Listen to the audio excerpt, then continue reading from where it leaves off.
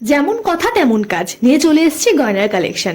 এখানে আমাদেরকে দেখানো হয়েছিল কিছু লহরি, কারণ দীপ্তির লহরি পছন্দ ছিল, এবং তারপরে আমরা দেখে নিই কিছু বালা এবং চুড়ি। আমরা যে দোকান থেকে কেনাকাটি করেছি সেখানে তো খুব দারুণ একটা ডিসকাউন্ট ছিল, তার সাথে ছিল কিছু আকর্ষণীয় গিফট কুপন। শ্রীহরি সহ আরো অনেক নামি দামি ব্র্যান্ডেড জুয়েলারি তোমরা এই দোকানে পেয়ে যাবে দারুণ দারুণ ডিসকাউন্টে। আরেকটা কথা না বললেই নয়, আমি এইমাত্র কেনাকাটি সেরে এখন বাড়িতে আসলাম এবং একটা কাকিমার বাড়িতে পাড়াতেই বৈষ্ণব সেবার প্রসাদ নিতে এসেছি। এই কাকিমারা বৃন্দাবন যখন যায় তখন আমাদের কাছ থেকে আমরা যে বৃন্দাবনের যে আশ্রমে ছিলাম সেই নাম্বার নিয়েছিল এবং তারা ভীষণ উপকৃত হয়েছে এবং এসে আমাদেরকে জানিয়ে গেছে যে এত চিপ দাম এবং এত সুন্দর সেখানকার ব্যবহার এবং সমস্ত কিছু।